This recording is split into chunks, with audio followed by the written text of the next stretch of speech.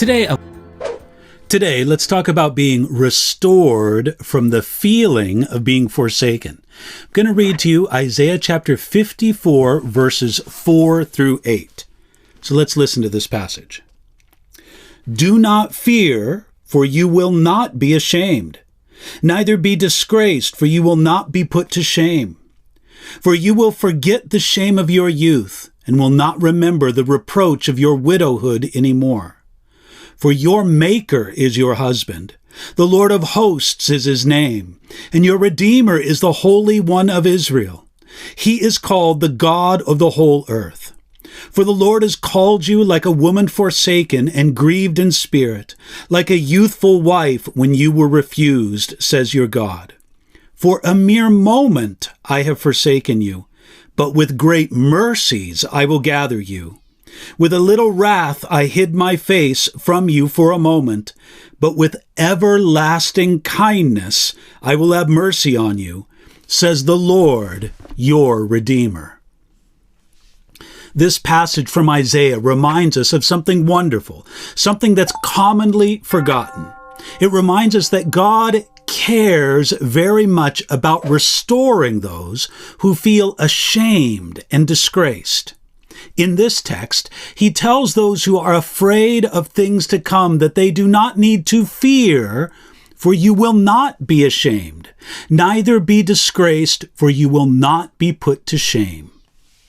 One commentator on the book of Isaiah, J. Alec Motyer, says that these three words, which could be translated shame, disgrace, and humiliated, that they represent three synonymous Hebrew verbs that all share the fundamental idea of disappointed hopes, the embarrassment of expecting, even publicly announcing one thing, and then reaping another thing. God doesn't want his people to live under such shame, so he tells them, do not fear. Going a step further, God used a picture of someone in that ancient culture who would normally feel ashamed and disgraced, that is, the widow. He says that they will not remember the reproach of your widowhood anymore. Just as God compared the disgrace of Israel to the shame of barrenness, now he compares their humiliation to the reproach of widowhood. Here, the Lord promised rescue from Israel's shame. Then, to strongly communicate using this picture of the disgraced widow, God wiped away any sense of shame with the promise, for your Maker is your husband. Though Israel might have been regarded as forsaken as a widow was, the Lord promised to stand in the place of her husband. Through the centuries, many a hurting woman has taken the promise for herself, forsaken by a husband or forsaken of a husband. They have found beautiful comfort in the promise that God would be a husband to them when all others had forsaken them. The principle is true. God will supply and meet our needs and rescue us from our disgrace and shame, even when others forsake us. And what kind of husband is the God to his people? Well, Isaiah tells us, the Lord of hosts in his name. You see, to comfort and strengthen his people, God reminded them of how glorious a Savior he is. He's their Maker.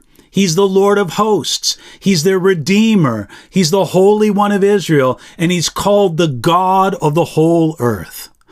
Not only does God supply a husband, but he supplies a great one, that is, himself.